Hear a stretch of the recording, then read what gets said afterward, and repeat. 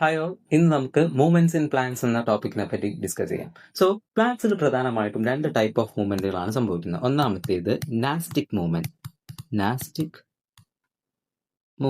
രണ്ടാമത്തേത് tropic movement.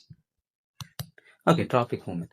Nastic മൂവ്മെന്റും tropic മൂവ്മെന്റും. ആദ്യം നാസ്റ്റിക് മൂവ്മെന്റിലേക്ക് നോക്കുമ്പോൾ നാസ്റ്റിക് മൂവ്മെന്റ് പ്രത്യേകത എന്ന് പറയുന്നത് ഇറ്റ് ഈസ് നോൺ ഡയറക്ഷണൽ, അതുപോലെ തന്നെ ഗ്രോത്ത് ഇൻഡിപെൻഡന്റ്. നോൺ ഡയറക്ഷണൽ ആണ്, അതുപോലെ തന്നെ ഗ്രോത്ത് ഇൻഡിപെൻഡന്റ് ആണ്. ഇതിന്റെ എക്സാമ്പിൾ ആകുമ്പോൾ നമുക്ക് കുറച്ചുകൂടെ ക്ലിയർ ആയിട്ട് കിട്ടും. അതായത് touch me not. Touch me നോട്ടിനെയാണ് ഒരു ക്ലാസിക് എക്സാമ്പിൾ ആയിട്ട് ഇതിൽ കൺസിഡർ ചെയ്യുന്നത്. അതായത് ടച്ച് മീ നോട്ടിന്റെ കേസിൽ എന്തെങ്കിലും കൈൻഡ് ഓഫ് ഒരു ഡിസ്റ്റർബൻസ്, ടച്ചോ അല്ലെങ്കിൽ വേറെ എന്തെങ്കിലും കൈൻഡ് ഓഫ് ഡിസ്റ്റർബൻസ് അതിന്റെ ആ ചെടിക്ക് സംഭവിച്ചു കഴിഞ്ഞാൽ ഓട്ടോമാറ്റിക്കലി അത് എന്ത് സംഭവിക്കും, പെട്ടെന്ന് തന്നെ സഡൻ ആയിട്ട് അതിന്റെ ലീഫ് ഫോൾഡ് ആവും. ആ ഫോൾഡിങ് മെക്കാനിസം എന്ന് പറയുന്നത് എന്താണ്, അതിന്റെ ആ ഒരു എക്സ്റ്റേണൽ സ്റ്റിമുലസിന് കിട്ടിയ ആ ഒരു എക്സ്റ്റേണൽ സ്റ്റിമുലസിന് നേരെയുള്ള ഒരു സഡൻ ആയിട്ടുള്ള ഒരു റെസ്പോൺസ് ആണ്. സോ അത് നോൺ ഡയറക്ഷണൽ ആണ്, അതുപോലെ തന്നെ ഗ്രോത്ത് ഇൻഡിപെൻഡന്റും ആണ്. അതുകൊണ്ട് തന്നെ അതിനൊരു നാസ്റ്റിക് മൂവ്മെന്റ് ആയിട്ട് നമ്മൾ കൺസിഡർ ചെയ്യും. സോ അത്തരത്തിലുള്ള നോൺ ഡയറക്ഷണൽ ആയിട്ടുള്ള ഗ്രോത്ത് ഇൻഡിപെൻഡന്റ് ആയിട്ടുള്ള മൂവ്മെന്റുകളെയാണ് നമ്മൾ എന്തെന്ന് പറയുന്നത്, നാസ്റ്റിക് മൂവ്മെന്റ് എന്ന് പറയുന്നത്. ക്ലിയർ അല്ലേ? ക്ലിയർ ആണോ? റെഡി. ദെൻ ട്രോപ്പിക് മൂവ്മെന്റിലേക്ക് പോകുമ്പോൾ ഇതിന്റെ നേരെ ഓപ്പോസിറ്റ് അവിടേക്ക് വരുമ്പം അവിടെ എന്താണ്, അത് ഡയറക്ഷനിലാണ്, കൃത്യമായിട്ടുള്ള ഡയറക്ഷൻ ഉണ്ട്, ഡയറക്ഷനിലാണ്. ദെൻ ഗ്രോത്ത് ഡിപ്പെൻഡഡ് ആണ്, ഗ്രോത്ത് ഡിപ്പെൻഡഡ് ആണ് മൂവ്മെന്റ്. സോ കൃത്യമായിട്ടുള്ള ഒരു ഡയറക്ഷൻ ഉണ്ടാവും.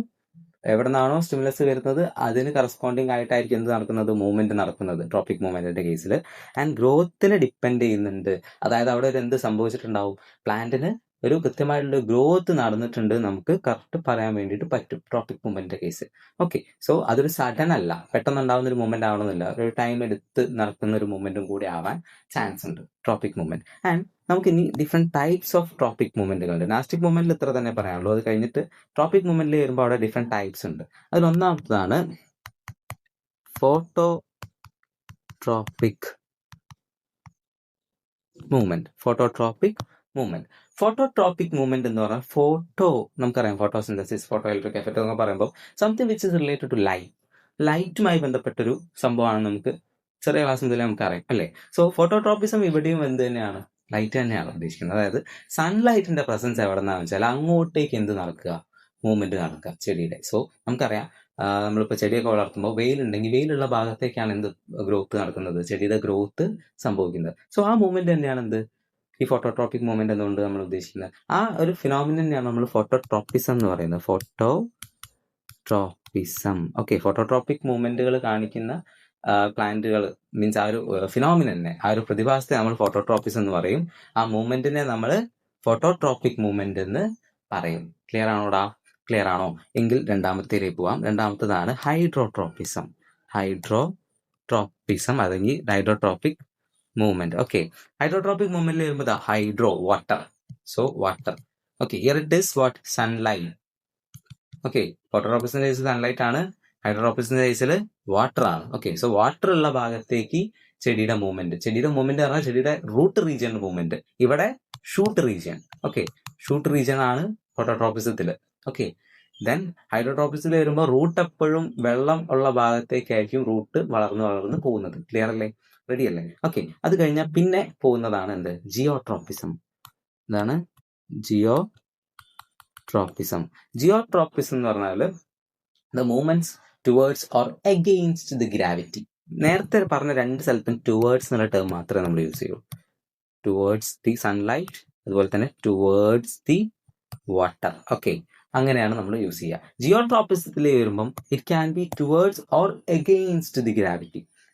ടുവേർഡ്സ് ഗ്രാവിറ്റിയും ആവാം, എഗെയിൻസ്റ്റ് ഗ്രാവിറ്റിയും ആവാം. അതിന്റെ ബേസിസിൽ നമ്മൾ ഇതിനെ വീണ്ടും രണ്ടായിട്ട് പറയാം. എന്തൊക്കെ? പോസിറ്റീവ് ജിയോട്രോപ്പിസം എന്നും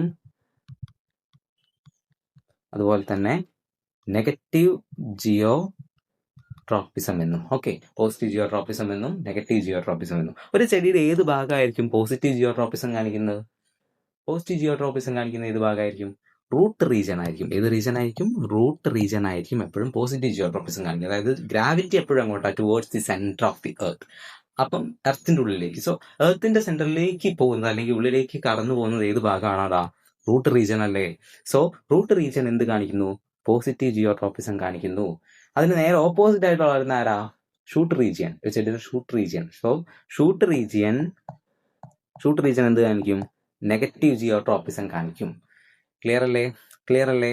സോ ഫോട്ടോട്രോപ്പിസം, ഹൈഡ്രോട്രോപ്പിസം, ജിയോട്രോപ്പിസം ആണ് പ്രധാനപ്പെട്ട മൂന്ന് ട്രോപ്പിക് മൂവ്മെന്റ്. കൂടെ ഒന്നും കൂടെ ഉണ്ട്, കീമോട്രോപ്പിസം. എന്താണ്?